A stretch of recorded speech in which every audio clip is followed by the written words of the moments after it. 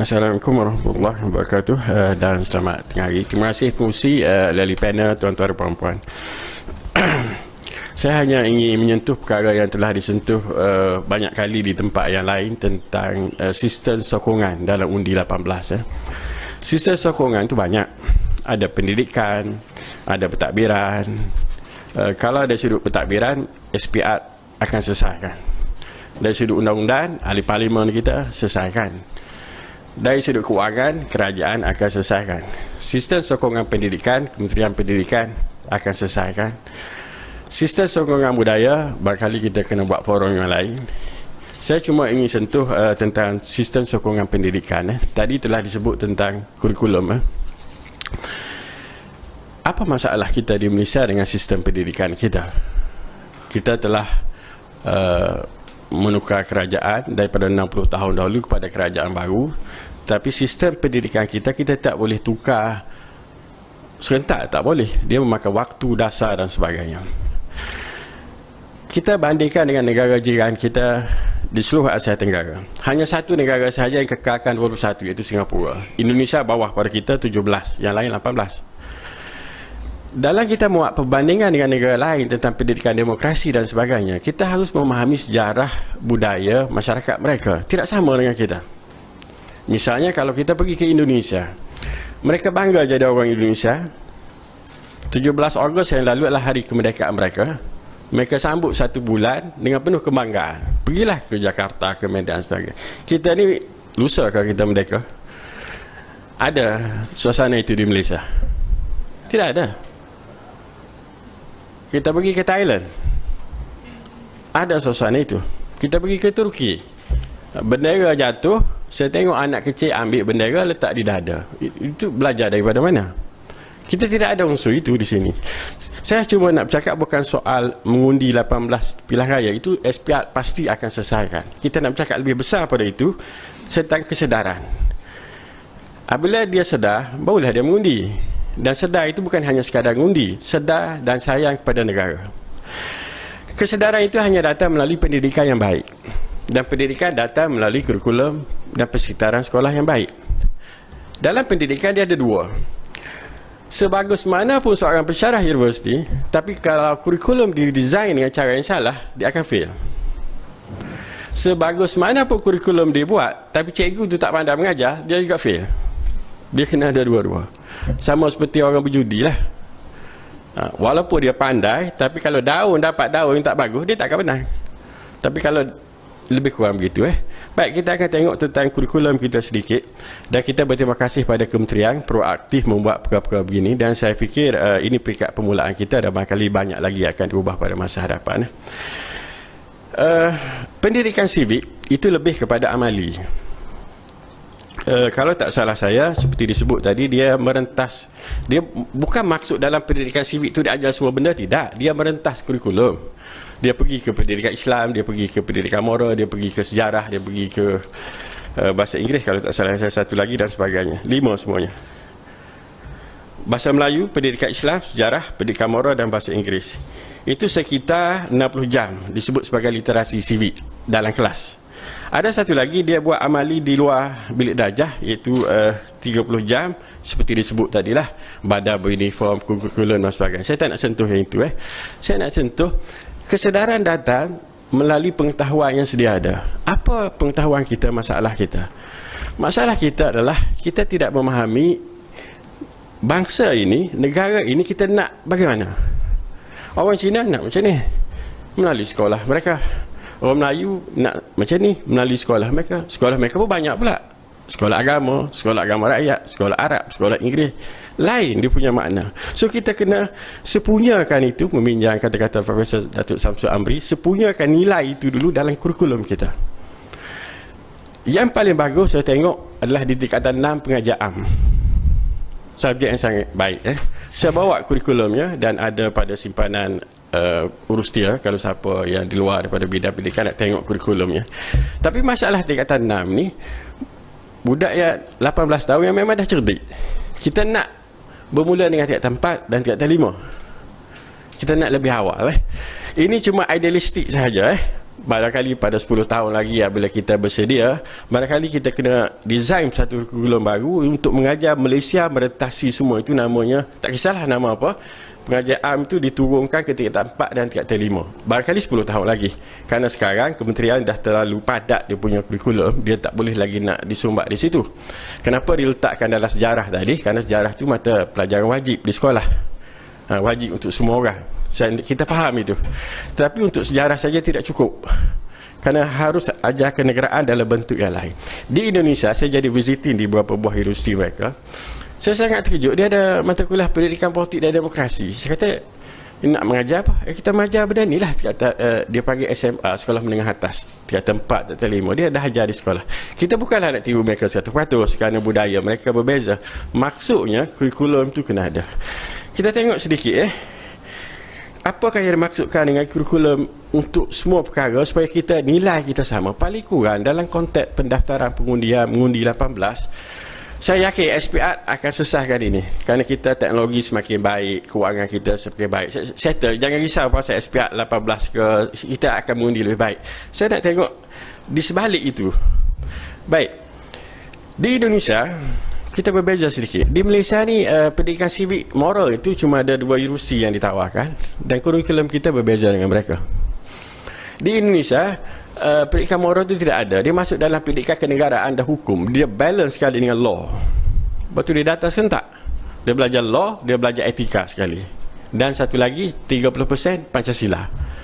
Sebab tu kalau pergi di Indonesia, daripada budak darjah 1 sampai ke atas, kalau you kata nak ubah Pancasila, cari penyakit lah kita. Dia punya kefahaman tu sangat luar biasa. Baik, dalam konteks kita, dalam waktu terbatas, saya nak cuma bincang 3 perkara sahaja yang kita kena ada. Kurikulum kita itu harus ditambah baik. Disebut tadi, demokrasi berparlimen, raja berperlembagaan, Malaysia sebagai sebuah persekutuan. Itu je sistem yang kita amalkan di Malaysia. Ini kena ada.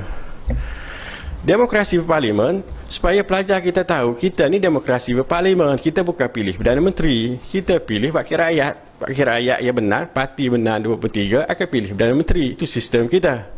Kebaikannya 2. Baru saya sedar pentingnya pilih wakil rakyat yang cerdik, bukan yang huru-hara di parlimen, duk kelahi dan sebagainya. Kerana itu sistem kita. Banyak orang tidak tahu itu. Tak cukup dengan kurikulum yang ada. Dia cuma tambah berapa? 5 muka surat di sejarah ataupun 15. Saya belum tengok yang ditambah itu. So itu kita kena ajar. Dan sudah tentulah CV akan ambil alih. Kenapa bagusnya CV? Saya difahamkan dalam minggu keempat setiap bulan.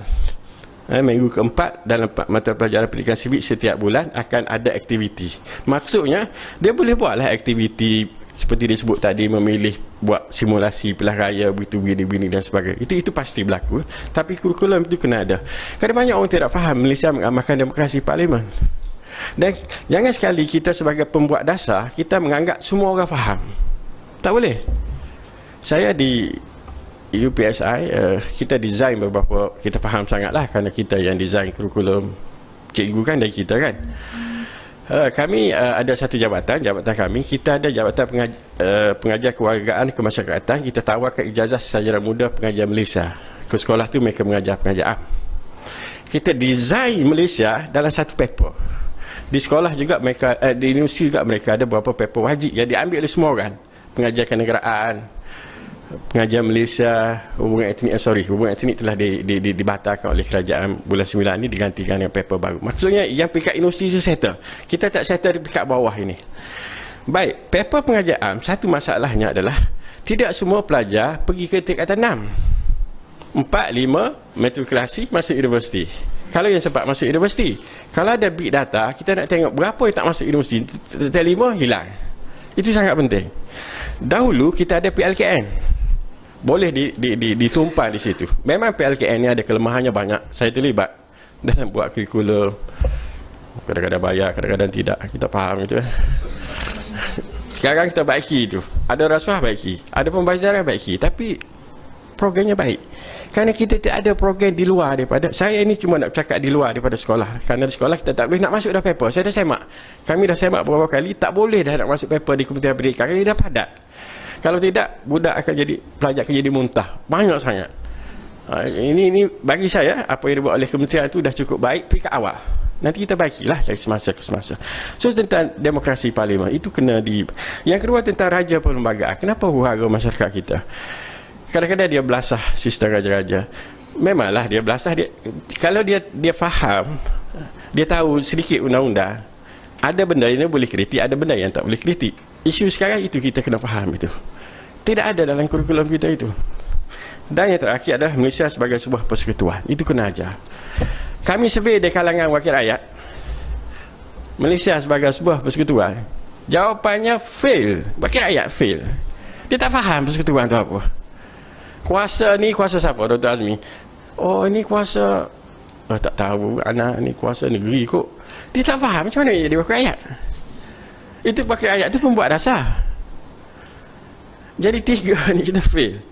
Jadi kita kena beritahu masyarakat kita, dalam konteks ni pelajar kita, ini sistem yang kita amalkan. Kalau kita tak beritahu ini sistem yang kita amalkan, memang dia pergi mengundi umur 18, tapi mengundi cara dia lah. Kita bukan nak dia mengundi cara dia. Kita nak dia mengundi pilih pemimpin negara yang lebih baik daripada masa yang lalu. Itu yang kita nak. Soal keluar mengundi, saya yakin mereka akan keluar mengundi.